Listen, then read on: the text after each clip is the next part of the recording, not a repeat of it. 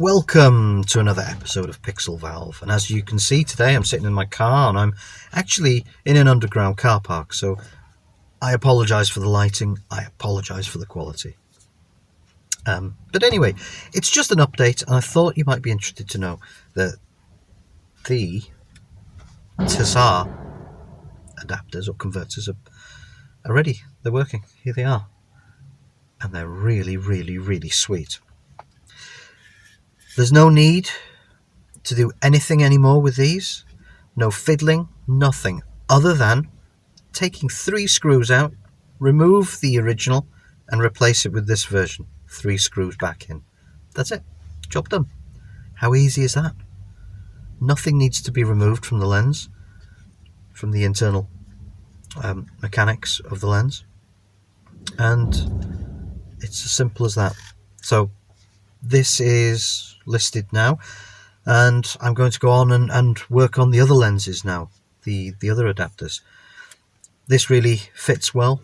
I like it, it's very useful. It's on my lens, as you can see here, and I just love these things.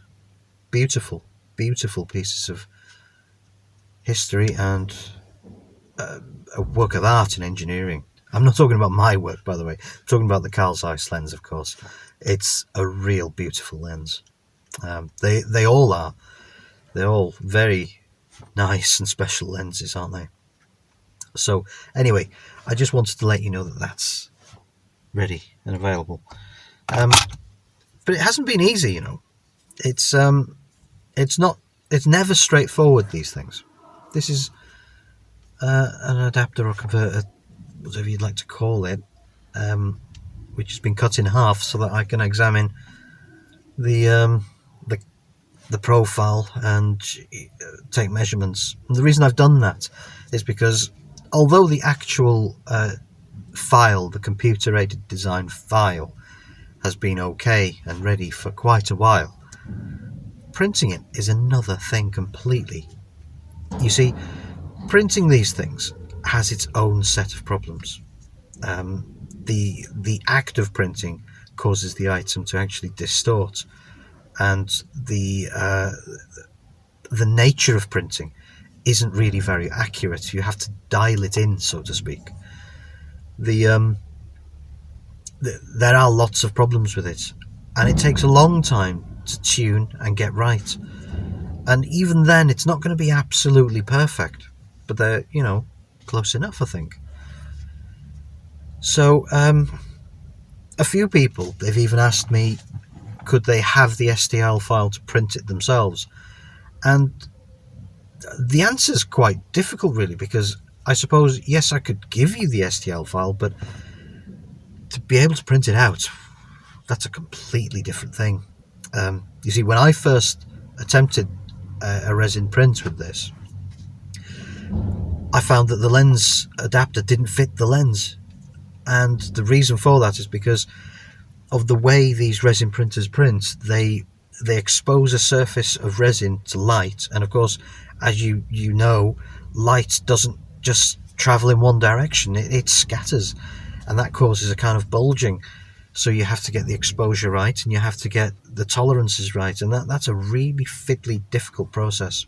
And another really difficult thing was supports, because these things are actually printed kind of upside down. If you can imagine something being pulled out of a liquid, these things have to be attached somehow to that thing that pulls them up, which is called a build plate. But this causes force on the actual item, on the actual printed model.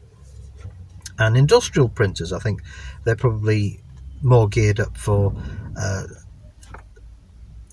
mechanical parts than the consumer level printers. You see, the consumer level printers are more geared towards making figurines and things like that don't have to be dimensionally accurate. But of course, they have to be dimensionally accurate. There's not a lot of tolerance deviation really in these. You have to be within a certain measurement, otherwise that's it just doesn't fit, or it doesn't focus. It's quite a precise thing. but the printers, they don't print out straight away. I mean, if you simply sent it to the printer, it would be an incompatible print. You wouldn't be able to simply stick it on the camera, on the lens. You'd have to do some work to it. You'd have to hand finish it for quite a long time before it was ready.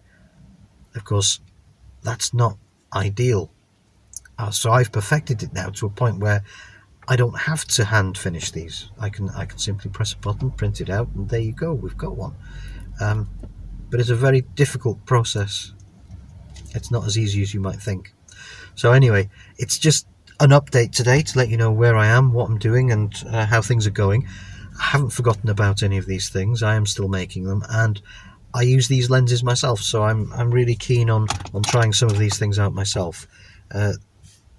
This little 50, it's a really nifty little thing. The close focusing distance on these Carl Zeiss lenses make them super versatile.